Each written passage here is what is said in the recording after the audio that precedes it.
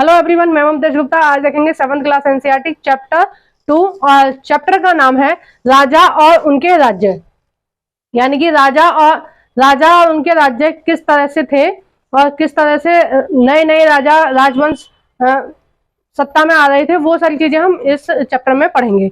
देखिए, मैंने इसका फर्स्ट चैप्टर करा दिया है। अगर आपने नहीं देखा है तो आप मेरे चैनल पर जाकर देख सकते हैं। प्लेलिस्ट बनी हुई है 6 to 8 एनसीईआरटी, ठीक है, हिस्ट्री एनसीईआरटी।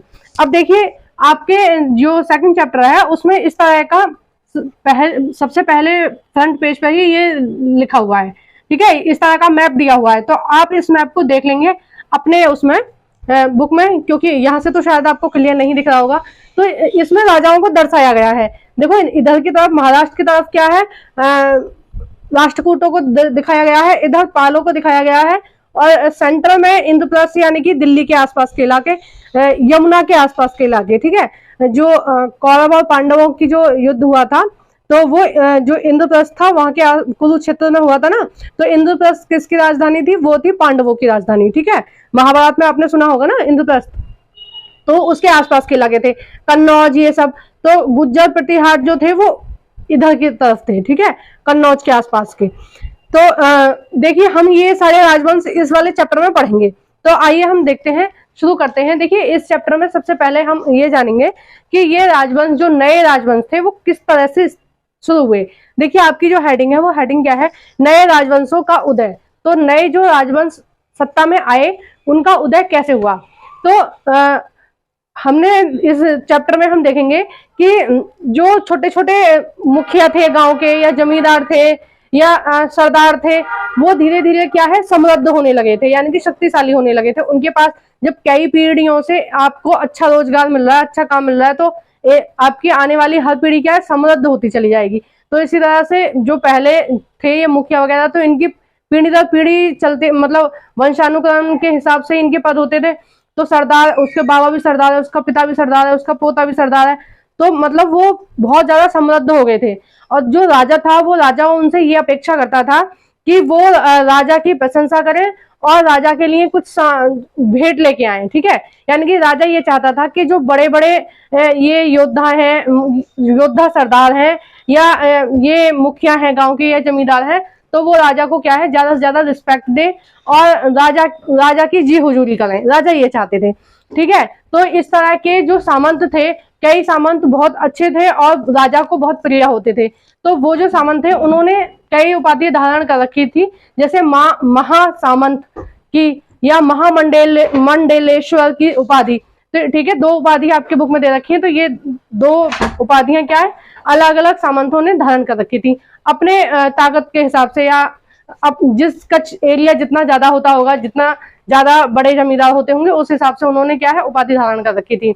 अब ये जो दिन पे दिन इनका जो ताकतें बढ़ती जा रही थी, ठीक है, तो ये क्या हो रहा था, एक तरह से राजा के लिए नुकसान हो रहा था, ठीक है। जब कोई आदमी ज्यादा ताकतवर हो जाएगा तो फिर सामने वाले से अपने अधिकारों की बात करेगा, क्योंकि वो सामने वाले के सामने दमना नहीं चाहेगा।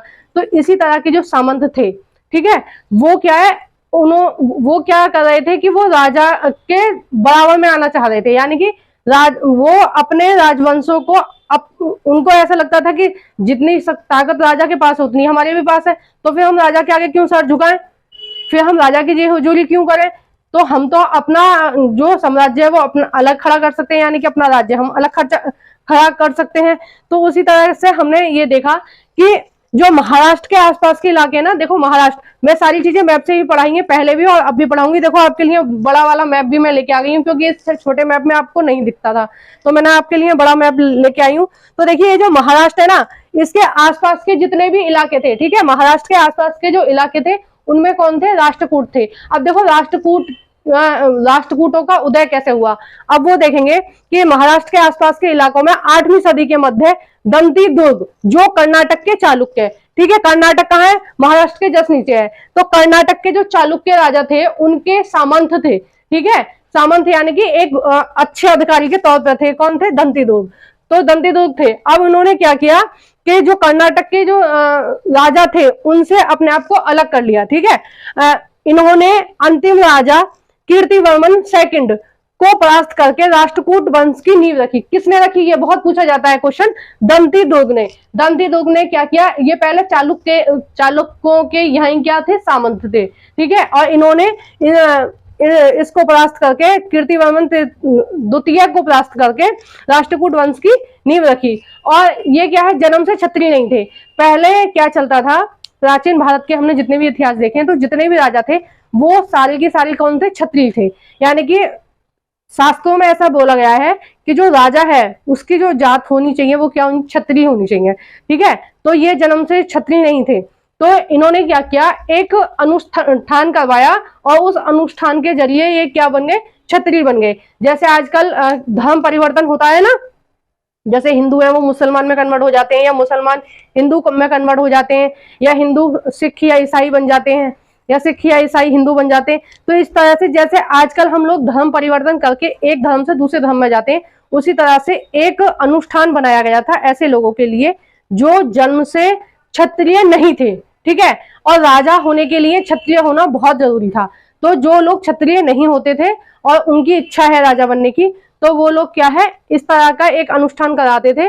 उसका नाम था हिरण्यगर्भ, ठीक है। उसका नाम क्या था, हिरण्यगर्भ। और हिरण्यगर्भ का मतलब होता है सोने का गर्भ, ठीक है, सोने का गर्भ, उसका मतलब ये होता है। तो ये एक अनुष्ठान कराते थे और इससे क्या है, इस अनुष्ठान को कराने से वो क्या बन जाते थे, क्षत्रिय बन जाते थे। तो इन्होंने भी ये अनुष्ठान कराया और ये क्या बन गए, क्षत्रिय बन गए। और क्षत्रिय मतलब ठाकुर जो होते हैं ना, आज जैसे आपने आम बोलचाल में सुना होगा ठाकुर, तो जो ठाकुर होते हैं वो क्षत्रिय ही होते हैं, ठीक है। तो ये क्षत्रिय बन गया और इन्होंने क्या रखा, राष्ट्रकूट वंश की नींव रख ली अपनी अलग, ठीक है। पहले कौन थे, ये सामंत थे। किसके यहाँ थे, चालुक्यों के यहाँ थे, ठीक है। ये चीज ध्यान रखने की है। अब देखिए, और कुछ ब्राह्मण भी ऐसे थे जिनकी ताकतें बढ़ती जा रही थी, क्योंकि पहले क्या करते थे, ब्राह्मणों को दान पुण्य बहुत ज्यादा करते थे। कोई भी अनुष्ठान हो रहा है, पूजा पाठ हो रही है, तो राजा क्या करते, ब्राह्मणों को दान करते थे। ऊपर से वो जो ब्राह्मण होते थे वो शिक्षक होते थे, यानी कि शास्त्र विद्या भी वो जानते थे, क्योंकि क्षत्रियों को वो सिखाते थे। क्षत्रियों के जो बच्चे होते थे यानी कि राजकुमार जो होते थे उनको शिक्षा देते थे। तो जो शिक्षक है उसको तो, जो विद्यार्थी है उससे तो ज्यादा ही आता होगा ना। तो उनको, जो ब्राह्मण जब समृद्ध होते जा रहे थे, तो उन्होंने भी क्या किया, उन्होंने सोचा कि हम भी तो राजा बन सकते हैं। अगर हम जन्म से ब्राह्मण हैं तो क्या हुआ, हम क्या है, हम भी ये गर्भ, हिरण्यगर्भ वाला अनुष्ठान करके क्षत्रिय बन जाएंगे और अपने अलग राजवंश की नींव रखेंगे। तो उसी तरह के देखो बहुत सारे लोगों ने ऐसे किया होगा, अनुष्ठान करके क्षत्रिय बन गए होंगे, ठीक है। लेकिन आपकी बुक में 2-4 उदाहरण दिए हैं, तो हमारे लिए ये इंपॉर्टेंट है, हम इनके बारे में पढ़ेंगे। लेकिन ये तो 1-2 उदाहरण दिए हुए हैं, बाकी बहुत सारे लोग कन्वर्ट हुए होंगे, ठीक है। अब देखते हैं कौन थे ब्राह्मण, कौन थे जो कन्वर्ट हो गए थे। कदम्ब, मयूर शरणम और गुज्जर प्रतिहार हरिश्चंद्र ब्राह्मण थे, ठीक है। ये दोनों कौन थे, ब्राह्मण थे। इन्होंने भी हिरण्यगर्भ अनुष्ठान करके राजस्थान और कर्नाटक में राज्य स्थापित किया, ठीक है। अब देखिए, राजस्थान में और गुजरात में इन्होंने अलग अलग क्या है, अपना राज्य स्थापित कर लिया। देखो, जो गुज्जर प्रतिहार थे उन्होंने राजस्थान के आसपास अपना, देखो राजस्थान ये है, ठीक है, राजस्थान के आसपास क्या है, इन्होंने अपना साम्राज्य खड़ा कर लिया था, मतलब अपना राज्य अलग स्थापित कर लिया था ये वाला अनुष्ठान करके। और ये जो थे कदम्ब जो थे, इन्होंने कहा कर लिया था, कर्नाटक में, देखो नीचे की तरफ, ठीक है। तो इन्होंने क्या है, अलग अलग कर लिया था। अब देखिए, आपकी एनसीईआरटी में दूसरी हेडिंग है कि राज्यों में प्रशासन। राज्यों में प्रशासन। तो राज्यों में किस तरह का प्रशासन था वो हम देखेंगे कि ये जो राजा थे ये बहुत बड़े विशाल अपनी मतलब विशाल सेना थी इनके पास, विशाल क्षेत्र थे, और इन्होंने बहुत भारी भरकम क्या है, उपाधि ले रखी थी, ठीक है। जैसे महाराज अधिराज या त्रिभुवन चक्रवर्ती, इस तरह की क्या है, इन्होंने उपाधियां ले रखी थी। लेकिन उसके बावजूद भी ये इनका जो शासन चलता था वो सामंतों के माध्यम से चलता था, ठीक है। सामंतों के माध्यम से, या कुछ व्यापारियों का भी हस्तक्षेप होता था राज्यों में, कुछ किसानों का भी, मतलब जैसे आज चलता है ना, सरकार जैसे चलती है, मिली जुली सरकार चलती है, मतलब कुछ शक्ति केंद्र के पास है, कुछ शक्ति राज्य के पास है, ठीक है। अब ग्राम पंचायत भी होती है, तो कुछ शक्ति क्या है, ग्राम पंचायत के पास भी है। तो शक्तियों का क्या है, विकेंद्रीकरण हो रहा है हमारे भारत में, ठीक है। मतलब किसी एक के पास सर्वोच्च शक्ति नहीं है कि वो जब चाहे जो चाहे अपने मन से कुछ भी कर सके, वो वाली चीज नहीं है। तो उसी तरह की जो चीजें थी वो पहले भी चल रही थी, प्राचीन भारत में भी चल रही थी। तो इसमें क्या है, शक्तियां बटी हुई थी। मतलब आपको ऐसे लग रहा है कि महाराज अधिराज यानी कि बहुत बड़े राजा होंगे, इस तरह के कुछ होंगे, लेकिन इन्होंने भी क्या कर रखा था, अपनी शक्तियों का बंटवारा कर रखा था। अब देखिए कैसे कर रखा था। इसके बावजूद अपनी सत्ता में किसान, व्यापारी और ब्राह्मणों की साझेदारी करते थे, है ना। साझेदारी करते थे मतलब कुछ अधिकार ब्राह्मणों के पास, व्यापारियों के पास और किसानों के पास भी थी, ठीक है। और लगान के रूप में 400 प्रकार के राजस्व लिए जाते थे।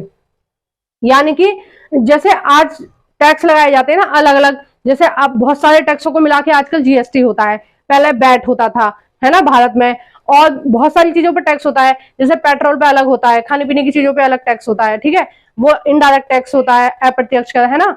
जैसे आप कोई भी सामान खरीदते हो तो आप अलग से जीएसटी वगैरह नहीं देते हो, क्योंकि जो सामान है ले रहे हो आप, मान लीजिए आप 5 रुपए का बिस्कुट ले रहे हो तो उसमें टैक्स जुड़ा हुआ है, उस 5 रुपए के बिस्कुट में टैक्स भी जुड़ा हुआ है।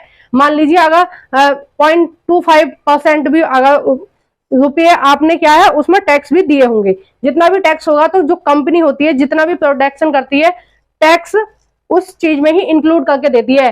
तो आप कोई भी सामान खरीद रहे हैं, पैकेट वाला दूध खरीद रहे हैं या पैकेट में कोई भी चीज खरीद रहे हैं, बिस्कुट है, नमकीन है, पेन है, पेंसिल है, मार्कर है, कुछ भी आप खरीद लीजिए तो उस पर क्या है आप टैक्स दे रहे हैं। कैसे दे रहे हैं, इनडायरेक्ट टैक्स दे रहे हैं। इनडायरेक्ट का मतलब है कि जो कंपनी वाला है ना उसने उस जो पैकेजिंग की है उस पर जो रेट लिखे हैं पैकेट पर, उस रेट में टैक्स भी है, ठीक है ना, टैक्स भी इंक्लूड है। यानी कि टैक्स देना तो चाहिए था फैक्ट्री मालिक को, लेकिन वो टैक्स किससे ले रहा है, आपसे ले रहा है, ठीक है। तो इस तरह के ये सारे जो टैक्स हैं, ये सारे टैक्स किसके पास जाते हैं, एक तरह से ये सब जाते हैं गवर्नमेंट के पास, ठीक है, सरकार के पास। और सरकार इन टैक्स को क्या करती है, हमारे ऊपर ही खर्च कर देती है, ठीक है, जीएसटी के रूप में। या सर्विस टैक्स होते हैं, जो जैसे सरकारी नौकरी करते हैं या प्राइवेट नौकरी भी बहुत अच्छी होती है, 1-1.5 लाख रुपए महीने कमा रहे हैं तो सरकार क्या है उनसे टैक्स लेती है। और उस टैक्स का वो क्या करती है, उस टैक्स जब ये टैक्स इकट्ठा हो जाता है तो उससे ही हमारे लिए रोडों का निर्माण करवा देती है, भवनों का मतलब मंदिर भी बनते हैं कई। जैसे अब देखिए अयोध्या में मंदिर बन रहा है, इस तरह का मथुरा में भी मंदिर बनाने का जो ऐलान हुआ है, उस तरह के जो मंदिर बनते हैं ना वो टैक्स से ही बनते हैं, ठीक है। क्योंकि गवर्नमेंट अपने घर से पैसे थोड़ी लगाएगी, गवर्नमेंट के पास इतने सारे पैसे कहां से आते हैं, तो गवर्नमेंट जो टैक्स के रूप में हमसे ले रही है उसी को क्या है हमारे ऊपर खर्च कर देती है। ये जो सरकारी स्कूल है, सरकारी हॉस्पिटल, ये इन सब पर जो खर्चा हो रहा है वो हम जो टैक्स दे रहे हैं उसी के द्वारा हो रहा है। तो इसी तरह की टैक्स की सुविधा पहले भी थी, ठीक है। तो पहले भी क्या है लगान के रूप में टैक्स लिया जाता था, ठीक है। और उसको क्या बोलते हैं, राजस्व बोलते हैं।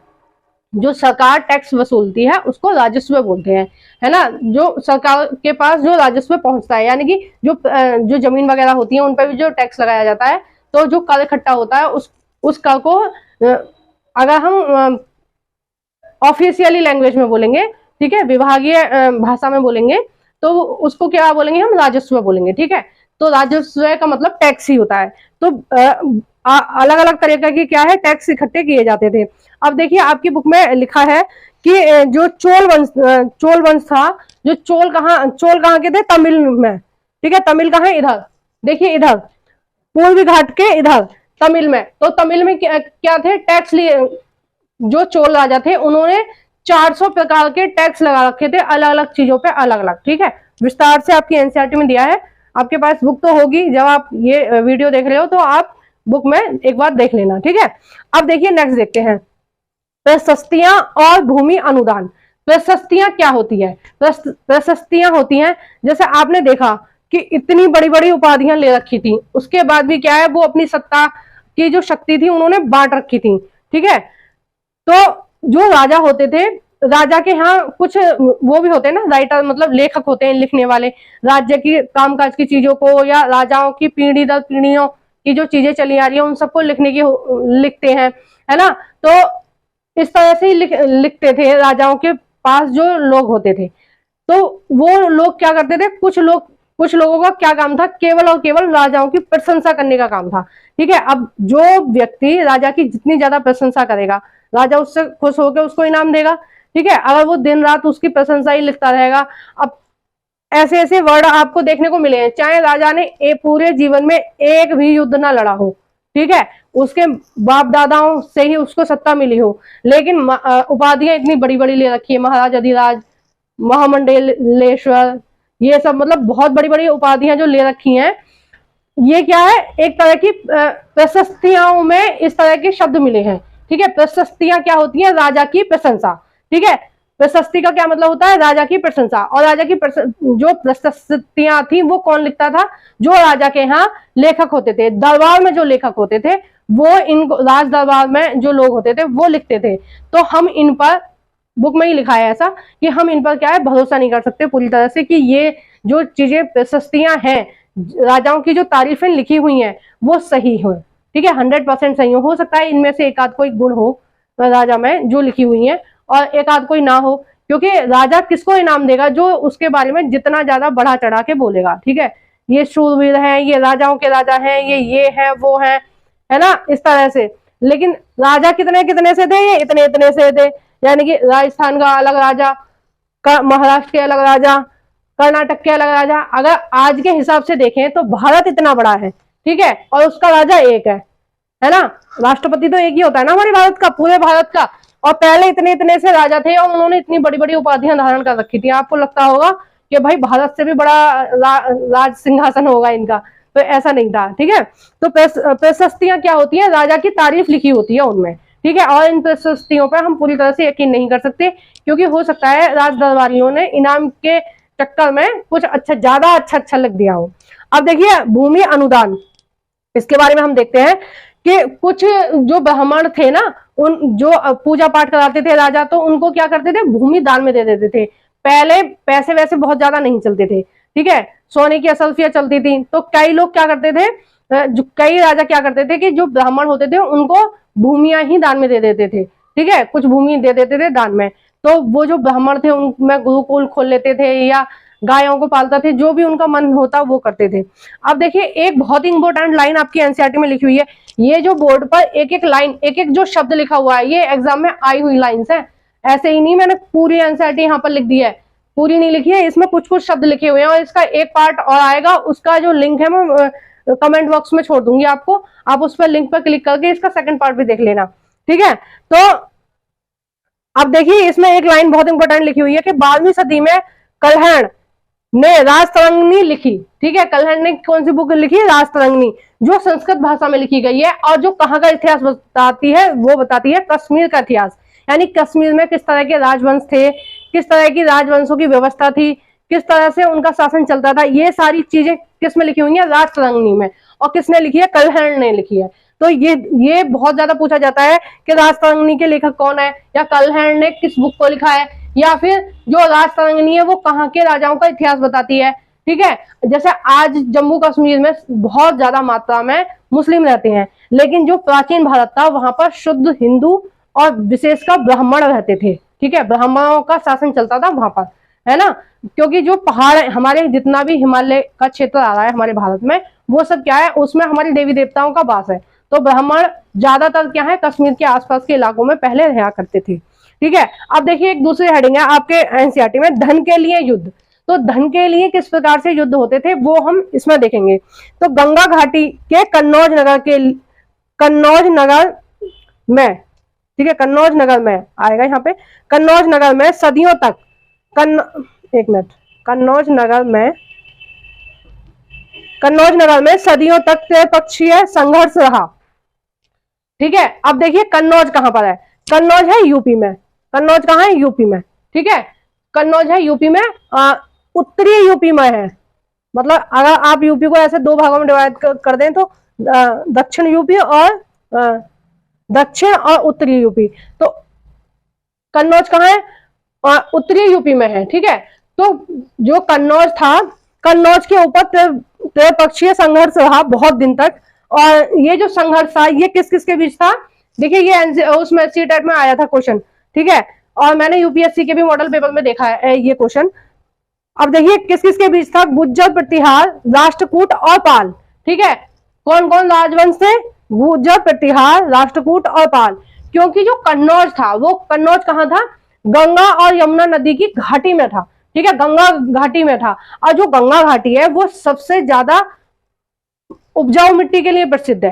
पूरे भारत में सबसे ज्यादा जो उपजाऊ मिट्टी है वो कहाँ पाई जाती है, गंगा घाटी में। और गंगा कहाँ से, उत्तराखंड से निकल के यूपी, बिहार में और पश्चिम बंगाल की तरफ आती है ना।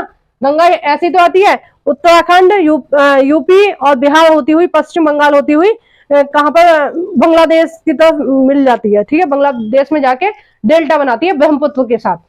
तो गंगा जो घाटी थी वो कहाँ थी, कन्नौज जो था वो गंगा घाटी में था। तो इन तीनों राजवंशों की ये कोशिश थी कि हम कैसे भी करके क्या है, कन्नौज पर शासन कर लें, कन्नौज पर कब्जा कर लें। तो हमारा जो वो है शासन या हमारा जो राज्य है वो क्या है, ज्यादा शक्तिशाली हो जाएगा।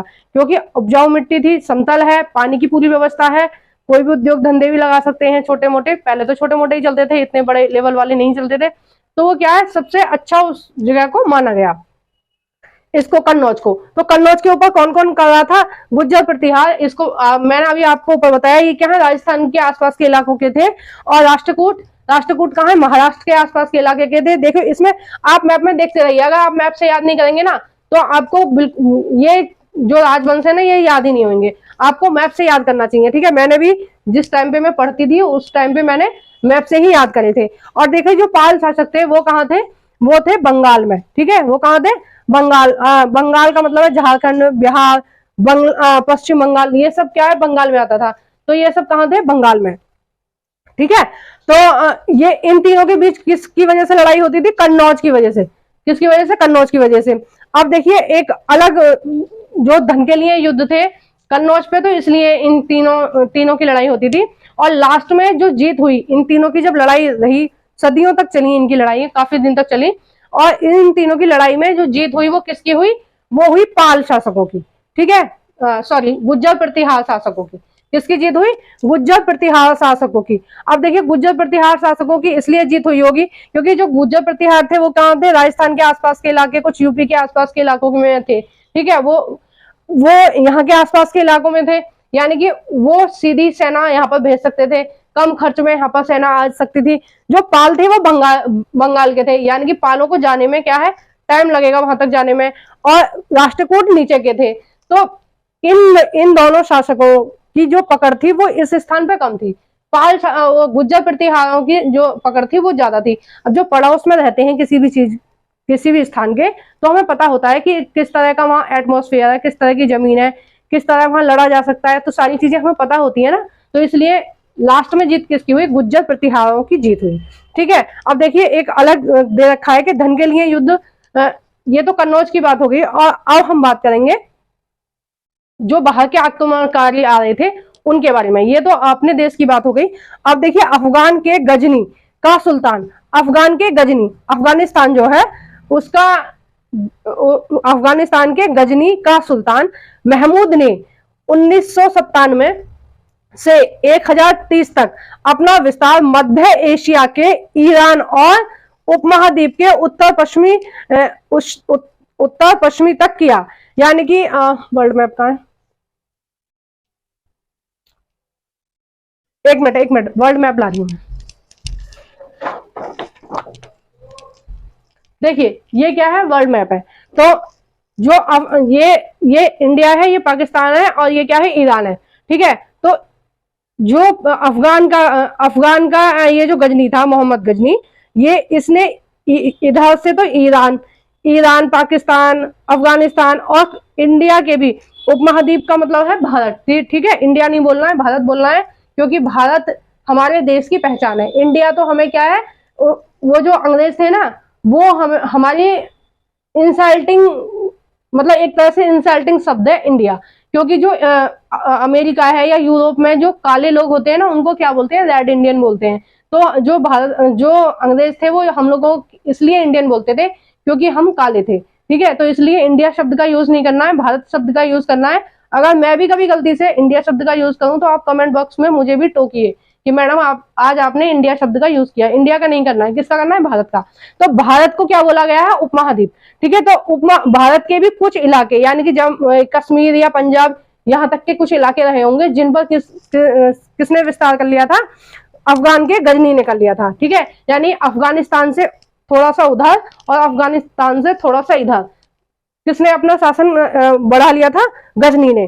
ठीक है, अब गजनी का जो मेन उद्देश्य था, उसका उद्देश्य शासन करना नहीं था, वो जो विस्तार बढ़ा रहा था उसका उद्देश्य सारे देशों पर शासन नहीं करना था, उसका उद्देश्य था कि दूसरे देशों में जाओ, वहां पे आक्रमण करो और वहां की समृद्धि को लूटो। ठीक है, कहते हैं ना कि पहले जमाने में क्या है, भारत को सोने की चिड़िया कहते थे। क्यों कहते थे, कि जो भारत क्या है, बहुत ज्यादा समृद्ध था। ठीक है, तो जो गजनी था, मोहम्मद गजनी था, इसने बहुत बार हमारे भारत पर आक्रमण किया और हमारे भारत के जितने भी समृद्ध मंदिर थे उनको लूट लिया। ठीक है, इसका उद्देश्य क्या था, भारत के मंदिरों को लूटना। और उसी श्रेणी में, भारत के मंदिरों की लूट की श्रेणी में एक बहुत प्रसिद्ध मंदिर है गुजरात में, सोमनाथ का मंदिर। सोमनाथ के मंदिर को इसने लगभग 16-17 बार लूटा था। ठीक है, हर मतलब लगभग हर साल ही आता था, आक्रमण करता था और उसमें से सोना चांदी उठा के ले जाता था। ठीक है, तो और ये जो लूटा हुआ धन था, इसने क्या किया, अफगान में गजनी जो स्थान था, अफगान में जो गजनी नाम का स्थान था, वहां पर एक बहुत ही अच्छी राजधानी बनाई थी। राजधानी बनाने के लिए तो बहुत सारे पैसों की जरूरत होती है, तो इसने क्या किया था, भारत और भारत के आसपास के जो इलाके थे उन सबके मंदिरों को लूट के और अपनी वहां पर राजधानी बना ली थी। अब देखियो, इतनी लूट वूट मचा के भी अफगानिस्तान का कितना भला हुआ। आज भारत को और अफगानिस्तान को आप कंपेयर करके देखें कि इतनी लूट के हमारे यहाँ से ले गए, 16-17 बार तो सोमनाथ का मंदिर इन्होंने लूटा था। क्या मिला इन्हें, कुछ मिला। आज हमारे भारत की इकोनॉमी और वहां की इकोनॉमी देखिए, कंपेयर करके देखिए कि वो हमसे कितने पिछड़े हुए हैं, हमें लूटने के बावजूद भी। अगर हमें नहीं लूटते तो क्या होता, उनका भीख मांग रहे होते। ठीक है, आगे देखते हैं। तो ये जो मोहम्मद गजनी था, ये अपने साथ एक बहुत सारे लोगों को लेकर चलते हैं। ये जो आक्रमणकारी होते हैं या विदेशी जो लोग आते हैं दूसरे देशों में लूटने या कुछ व्यापार करने, तो अपने साथ एक आध 2-4 लोगों को लेके आते हैं। तो उनमें से ही एक था अल बैरूनी। क्या नाम था उसका, अल बैरूनी। तो अल बैरूनी जो था, उसने एक पुस्तक लिखी जब वो भारत इतनी सारी बार आया मोहम्मद गजनी के साथ। ठीक है, तो उसने क्या है, एक पुस्तक लिखी। उसने क्या लिखा, जो भारत में उस तरह की उस टाइम की जो शासन व्यवस्था थी, भारत जो था उस समय कितना ज्यादा समृद्ध था अफगानिस्तान के मुकाबले, वो सारी चीजें अल बैरूनी ने अपनी पुस्तक में लिखी हैं। और ये सारी जो जानकारी है उसने अलग अलग जो ब्राह्मण थे, ब्राह्मणों से ली कि भारत में किस तरह की शासन व्यवस्था है, भारत में किस तरह का धर्म है, संस्कृति है, किस तरह के राजवंश आए पहले, किस तरह से शासन चल रहा है, ये सारी जो बात है वो अल बैरूनी ने किसमें लिखी है, अपनी पुस्तक। बहुत ज्यादा पूछा जाता है अल बैरूनी की पुस्तक का क्या नाम था, किताब अल हिंद। क्या नाम है, किताब अल हिंद। और कई जगह इसको किताब उल हिंद भी मैंने देखा है। ठीक है, लेकिन आपकी एनसीईआरटी में किताब अल हिंद लिखा है। ठीक है, इसलिए जो एनसीईआरटी में लिखा है वही मैंने लिख दिया है। अब देखिए आगे देखते हैं कि धन के लिए किस तरह के और जो युद्ध हुए, किस तरह के युद्ध हुए। अब देखिए, दिल्ली और अजमेर के आसपास के इलाकों में चहमान थे। ठीक है, कौन थे, चहमानों का शासन था। जिन्हें चौहान भी कहते थे। ठीक है, आजकल एक आपने जाति देखी होगी चौहान। ठीक है, चौहान जो होते हैं वो पहले उनको चहामान भी बोलते थे और अब मतलब परिवर्तन आता गया बोलचाल की भाषा में। तो पहले जो चहामान थे उनको अब क्या बोलते हैं, अब हम उनको चौहान बोलते हैं। ठीक है, तो उनका जो विस्तार था वो कहाँ था, दिल्ली के आसपास के इलाकों में था। और विस्तार करने के लिए उन्होंने गुजरात, मतलब दिल्ली के आसपास के इलाकों में उनका साम्राज्य था और उन्होंने विस्तार करने के लिए गुजरात के चालुक्यों, ठीक है, कौन, गुजरात के चालुक्यों और पश्चिम उत्तर प्रदेश के गढ़वालों। ठीक है, पश्चिम उत्तर प्रदेश कहाँ हो गया, देखो पश्चिम उत्तर प्रदेश हो गया ये वाला। ठीक है, ये वाला इलाका। तो ये जो गढ़वाल जनजाति का नाम भी आपने सुना होगा। पिछले जो मैंने बुक कराई थी उसमें 8th क्लास की बुक, जो जनजातियां थी, जो गढ़वाल थे वो कहाँ रहते थे, उत्तराखंड में। तो पहले उत्तराखंड और यूपी एक ही था, ठीक है, तो इसलिए इसमें लिखा हुआ है कि उत्तर प्रदेश के गढ़वाल, ठीक है। और ये कहाँ थे? पश्चिमी उत्तर प्रदेश के, इधर वाले उत्तर प्रदेश के, ठीक है। ये उत्तर प्रदेश तो आपको दिख रहा होगा मैप में, तो इधर वाले उत्तर प्रदेश के गढ़वाल थे। गढ़वालों से टक्कर लेनी पड़ी, यानी कि इधर इनका शासन यहाँ था चौहानों का, और इधर तो ये गुजरात के लोगों से टक्कर ले रहे थे और उधर यूपी के लोगों से टक्कर ले रहे थे। किस लिए टक्कर ले रहे थे? अपने साम्राज्य को बड़ा करने के लिए, ठीक है। अब देखिए, इन जो चौहान थे उनमें सबसे जो प्रसिद्ध राजा थे उनका नाम था पृथ्वीराज चौहान तृतीय। उनका क्या नाम था? पृथ्वीराज चौहान तृतीय। और इसमें जो इनका जो टाइम था वो था 1168 से 1192 तक, ठीक है। 1168 से 1192 तक का इनका टाइम था। और इनकी जो लड़ाई हुई थी वो इन्होंने अपने जीवन में जो लास्ट वाली लड़ाई है उनकी बात कर रही हूँ, इन्होंने लड़ी थी। और ये लड़ाई किसके साथ हुई थी? मोहम्मद गौरी के साथ, ठीक है। मोहम्मद गौरी के साथ पृथ्वीराज चौहान की लड़ाई हुई।